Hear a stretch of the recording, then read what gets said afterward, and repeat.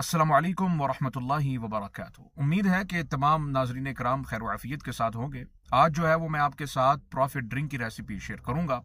Profit drink यानी नबी करीम अलैहिस्सलातु वस्सलाम का महबूब पसंदीदा जो है वो मशरूब, जिसे आप अपनी ज़िंदगी के अंदर जो है वो नोश फरमाया करते थे। अगर हम बहैसियत मुसलमान आप अलैहिस्सलातु वस्सलाम की सीरत मुबारक पर अमल करना शुरू कर दें तो वल्लाहिल अज़ीम आप यकीन नहीं करेंगे कि आपकी ज़िंदगी के अंदर किस तरह जो है वो इनकलाब आ जाएगा और आपकी ज़िंदगी बदल जाएगी। और जो प्रॉफिट ड्रिंक है जिसे अरबिक में नबीज़ कहते हैं, इसे बनाने का बड़ा सिंपल तरीका है। सबसे पहले आपने शाम को सोने से पहले एक साफ गिलास लेना है, चाहे शीशे का हो जाए या कोई भी कप हो, तो उसके अंदर आपने पानी लेना है।